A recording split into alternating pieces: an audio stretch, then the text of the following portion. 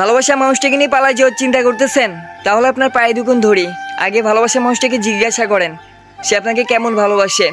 এমন হবে না তো বিয়ের পরে পরিবারের কথা শুনে আপনাকে ছেড়ে চলে আসবে? এমন হবে না তো বিয়ের পরে সবার সামনে বলবে আপনি তাকে জোর করে নিয়ে গেছেন, সে যেতে চায়নি আপনার সাথে? সত্যি বলতে তাহলে আপনার জীবনটা পুরাই শেষ হয়ে যাবে। আমার একটা বন্ধুর কাহিনী বলতেছি। সে একটা মেয়েকে ভালোবাসতো, শুধুমাত্র গরিব হওয়ার কারণে মেয়ের পরিবার থেকে তাদের ভালোবাসা মেনে নিচ্ছিল না, যার কারণে তারা পালাইছিল।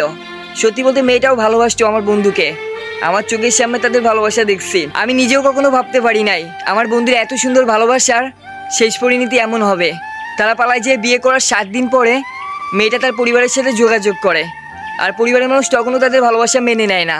তখন তার পরিবারের মানুষ মেয়েটাকে কি বোঝায়, আর বোঝানোর কারণে মেয়েটা তার পরিবারকে বলে আচ্ছা ঠিক আছে তোমরা আমাকে নিয়ে যাও, আমি এখানে আর থাকতে চাই না। ওই যে একটা কথা আছে না, অভাব যখন দরজায় এসে দাঁড়ায় ভালোবাসা তখন জানালা দিয়ে পালায়। সত্যি বলতে আমার বন্ধু তো তেমন কিছু করতে পারতো না, তেমন টাকা পয়সাও ছিল না, তাই মেয়েটার ওখানে আর তার চাহিদা পূরণ হয় নাই। তখনই পরিবারকে বলতেছে আমাকে এখান থেকে নিয়ে যাও। আর মেয়েটার পরিবার তখন ভালো করে জানতো আমার বন্ধুর কাছ থেকে তাদের মেয়েকে এত সহজে আনতে পারবে না, তাই তারা আইনের আশ্রয় নিছিল।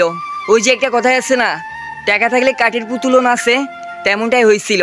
তারা আইনের আশ্রয় নিয়েছিল, আইনের লোকও জানতো একে অপরকে ভালোবাসে। কিন্তু তারা সবাই মিলে প্ল্যান করছিল কি জানেন?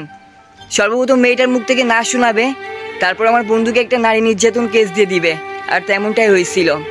আজকে আমার বন্ধু এখনও জেলে আছে, এখনও মেয়েটার জন্য চটপট করে কাঁদতেছে। সেও অবাক হয়ে গেছিল সবার সামনে যখন মেয়েটা বলছিল আমাকে ও জোর করে নিয়ে আইসে, আমি পালাতে চাইনি। মেয়েটা যখন সবার সামনে এই কথা বলে যে আমি অনেকবার যাইতে চাইছি কিন্তু ও যাইতে দেয়নি, তখনই আমার বন্ধুকে সবাই মিলে মারধর করে। সেখানে আইনের লোকও ছিল, কই কেউ তো কিছু বলে নাই। সত্যি বলতে টাকার কাছে সব কিছু হার মেনে যায়। তাই পালানোর আগে ভালোবাসা মানুষটাকে আগে জিজ্ঞাসা করেন সে আপনাকে কেমন ভালোবাসে। পরে পাল্টি দিয়ে দেবে না তো, দিলে কিন্তু আপনার ভবিষ্যৎ অন্ধকার। আপনার বাপ মা এত কষ্ট করে বড় করছে, কোনো মেয়ের জন্য জীবন নষ্ট করেন না। ভালোবাসা মানুষটাকে মেনশন করেন।